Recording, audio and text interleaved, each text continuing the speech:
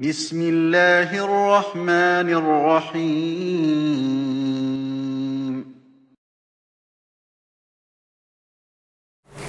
Assalamualaikum warahmatullahi wabarakatuh.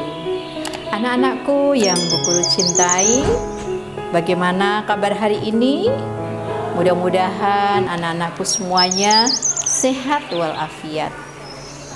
Baik anak-anak, pada kesempatan hari ini Bu Guru akan menerangkan tentang materi ibadah, yaitu tentang sholat sunnah berjamaah.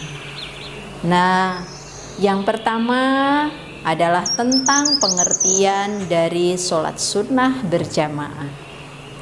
Sholat sunnah adalah sholat yang dilakukan di luar sholat fardu.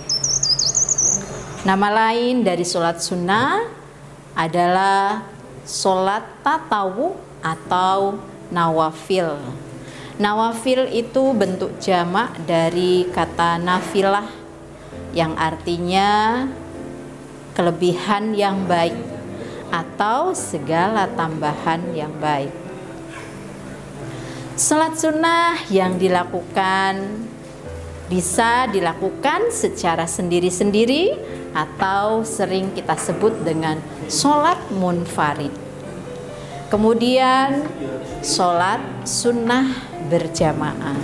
Nah, sholat sunnah munfarid anak-anak contohnya adalah sholat sunnah rawatib, kemudian sholat tahiyatul masjid, dan juga sholat safar dan lain-lainnya.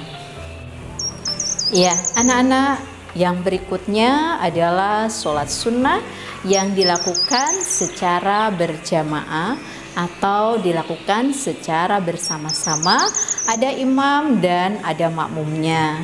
Nah, contohnya sholat sunnah yang dilakukan secara berjamaah adalah sholat sunnah idain, yaitu sholat sunnah 2 hari raya, kemudian sholat sunnah istisqa, dan juga sholat sunnah kusufain, 2 gerhana, yaitu gerhana matahari dan gerhana bulan. Nah, anak-anakku, sholat sunnah yang dilakukan secara berjamaah itu sebaiknya dilakukan di lapangan lebih utama. Tapi kalau misalnya dilakukan di masjid, boleh nggak Bu? Boleh gitu ya. Ini yang lebih utamanya adalah di lapangan atau di tempat terbuka yang bisa menampung banyak jamaahnya.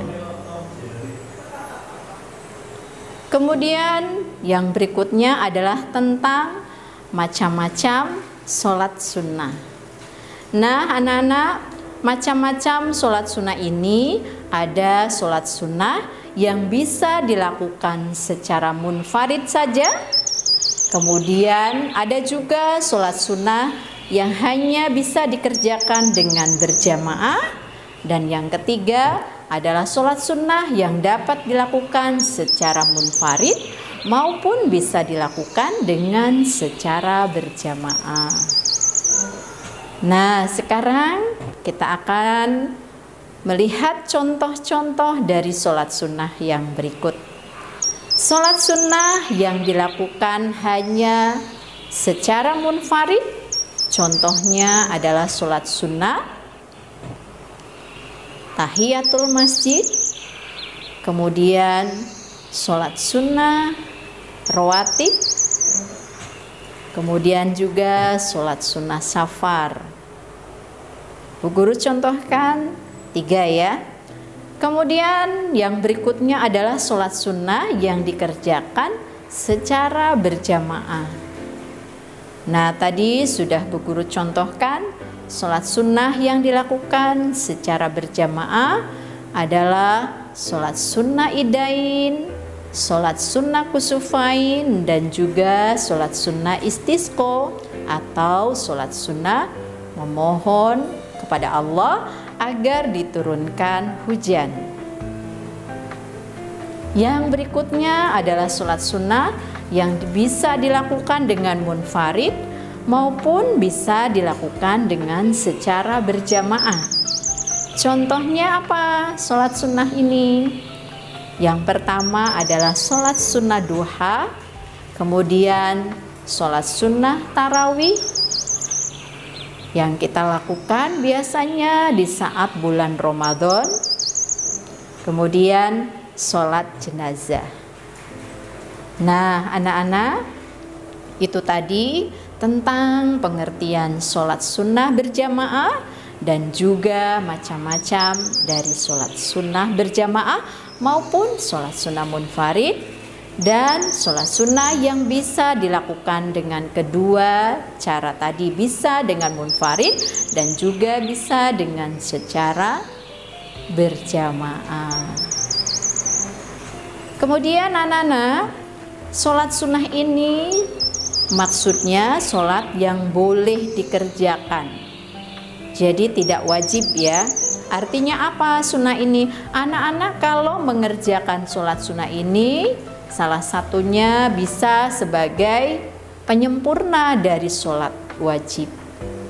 Dan juga kelebihannya kalau kita mengerjakan sholat sunnah, kita akan mendapatkan tambahan pahala dari Allah. Nah anak-anakku, demikian tadi tentang pengertian sholat sunnah dan macam-macam dari sholat sunnah. Terima kasih, mudah-mudahan anak-anak bisa memahami materi hari ini.